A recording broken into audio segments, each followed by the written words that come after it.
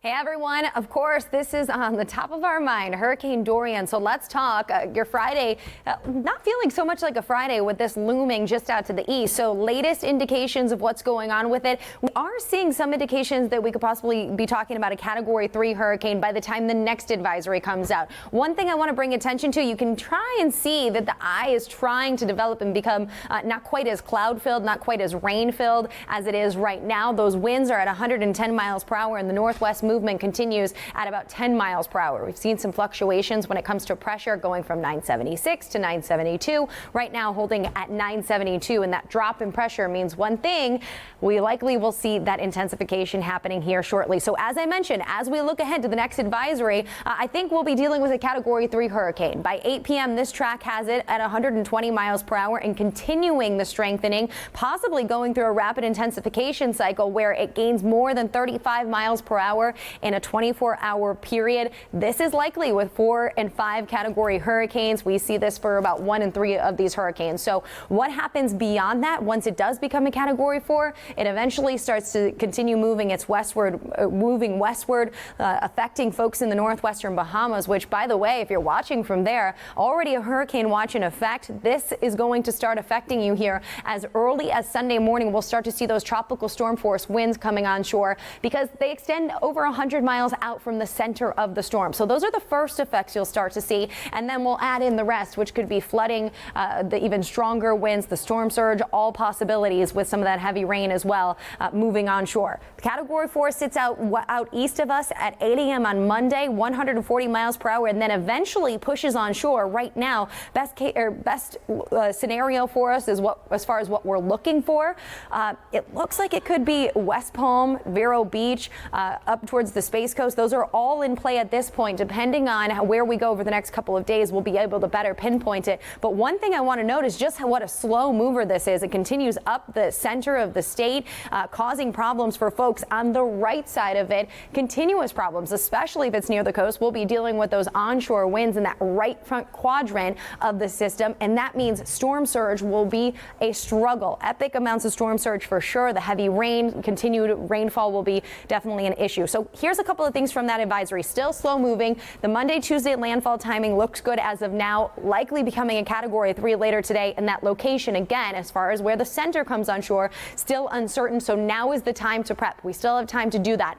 We do have that hurricane watch in effect for the northwest Bahamas. That's something we know that we're going to start seeing those hurricane conditions as we go into the next 48 hours. That's when a hurricane watch is issued. The risk of storm surge will be very real along with the other impacts, but I do want people to note that we don't know exactly where the storm surge will be the worst. So for now, we need to stay connected, which is exactly what you're doing right here.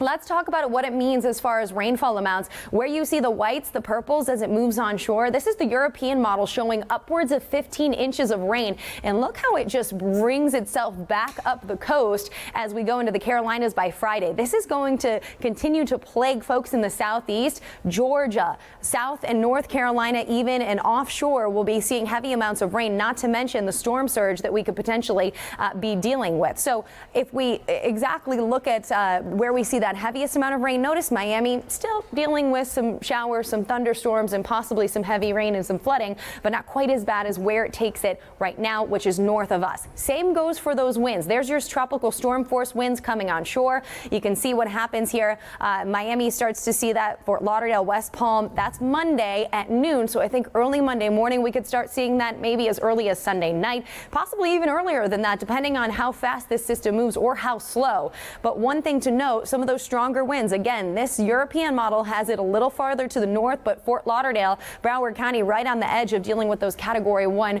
hurricane force winds. So what does all this mean? It means that we still have time. Your timing as of right now would mean we have today, we have tomorrow to kind of finish up all of our prep, because there's a couple of different scenarios that could happen. This could start shifting to the west and then move up the coast. It could move inland. That's going to create more inland impacts for us as we look towards the southeast. But for us, we we have a little bit of time to continue prepping. What are some of the things you need? Your hurricane kit should be ready. You should have already called your insurance company, making sure, because we told you yesterday, once those first watches and warnings are issued, no more changes can be made that will go into effect.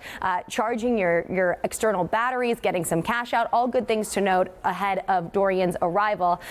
As far as the timing of when you can no longer put those shutters up, we're maybe not at that point just yet when it comes to deciding if we need them or not. But if you have the ones that are very easy to use, then go ahead and put those up. If they're easy to take down, that's perfect, even if we don't need them. If they're a little bit more difficult, we'll think about that, exactly what that means for timing. When it comes to Sunday, we'll see those tropical storm force winds already moving in, and that could mean that it's difficult, not only difficult, but dangerous when it comes to being on ladders and doing all that kind of prep work outside. So we're going to keep you updated. You can, of course, stay connected with us on air, online. That next advisory, we're always watching for the next one, and Chief Meteorologist John Morales is going to be here breaking all of it down for you, telling you exactly what's the latest with Dorian as we track it through the Atlantic, headed close to the Florida coast.